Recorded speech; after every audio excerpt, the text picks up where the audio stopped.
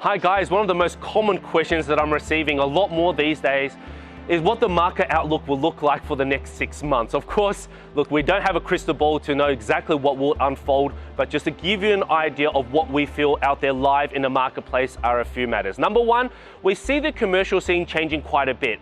We see that these days, because of what has unfolded in the first half of 2020, a lot of businesses and a lot of jobs have actually been relocated from offices or office spaces to actually from home. A lot of businesses have evolved, they've changed, they've made the options available for people to operate from home.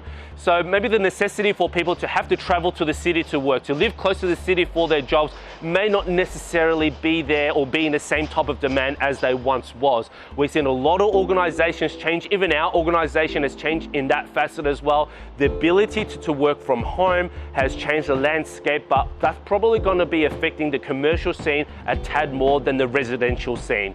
Now, for the residential scene, folks, I've always believed that people buy and sell real estate, most importantly when it comes to lifestyle and their personal needs. And I don't see that changing. Whether you're looking at upgrading, downsizing, relocating because of family, whether it be because you're buying an investment property, I think those reasons will still be live in play, that won't change, and your decision should be focused in that type of regard.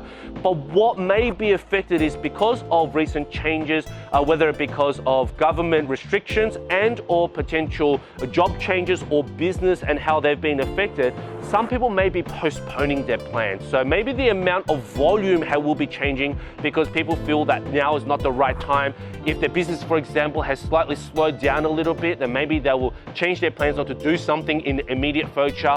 Maybe they will move it later on down the track. If someone maybe has had their job or occupation being affected and they feel that it's a bit too risky to borrow or leverage more money, then they may postpone their plans. That's what we see probably affecting the residential real estate market. What impact that'll have, I guess only time will tell, but all I know is that it's still going quite strong.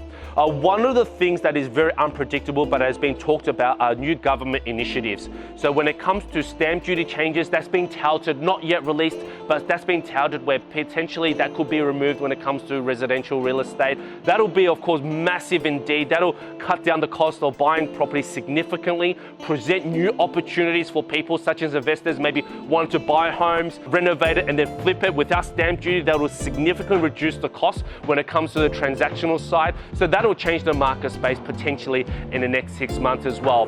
Banks, they're being very easy at the moment with lending. They're being very friendly. But if, of course, they tighten up a little bit, that could always affect the market. We don't see that happening in a very immediate short term, but who knows, come 6 to 12 months time, that could be affected as well. Just keep your mind open, of course, that no matter what, when you're buying or selling real estate, that do it concentrating on your personal circumstance. A lot of these macro factors can affect the financial aspect, but concentrate on yourselves, on your own positions, and do what is best for you.